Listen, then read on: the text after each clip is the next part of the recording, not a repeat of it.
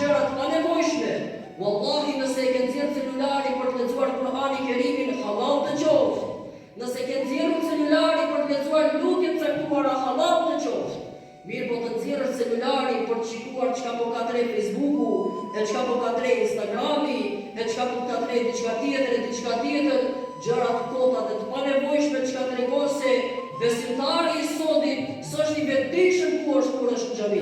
Ai nuk është i vetëdijshëm ku është kur është në xhami. Prandaj, le të jetë thirrja e porosisë së pejgamberit alayhi salatu wassalam pikërisht për ne. Shenjat e tregjeve t'i largojmë nga xhamit, nga se natyra e xhamisë nuk është të kuti të kalosh kohë me biseda të kota. Natyra e xhamisë nuk është të kuti të bësh reagime çka mund t'i bësh në përditshmërinë tënde. Natyra e xhamisë nuk është e natyrë që aty të ketë zhurma të caktuara, çka e prishin qetësinë për të kryer një ibadet të caktuar. Xhamia e ka natyrën e saj ta edukojë shpirtin e njeriu dhe t'i dhurojë qetësi brenda atij. Xhamia e ka shpirtin e saj që aty besimtari ta gjejë veten duke medituar mbi ditën e gjykimit kur dal para Allahut të madhëruar. Dhe meditimi mbi ditën e gjykimit të bën pastaj më të përgjithshëm në jetën e përditshme që ti i kryen veprat tua. Dhe ndonjëherë kur ti e humb atë kontrollin mbi ditën e gjykimit, pastaj mund të bësh shumë vepra të gabuara kur je jashtë. Pse?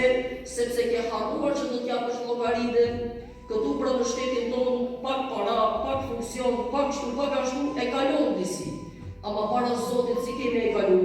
E pikërisht kur vjen në xhami, ti ngrit vetdijen se do të dalësh para Allahut të madhëruar, ku aty nuk të ndihmon as pasuri, as evladi, as postë, as pushtet dhe as gjë. Dhe ti duke medituar mbi këto gjëra, bëhesh më i përgjithshëm dhe më i vetë kontrolluar kur je pastaj jashtë dhe ku ti ke raporte me të tjerët. Pra natyra e xhamisë është vetdia e ngritja e besimtarit. Nuk është vendi i zhurmave, nuk është vendi i veprimeve të pakontrolluara, nuk është vendi i bisedave për të kaluar kohën. Nuk është natyra e xhamisë kjo.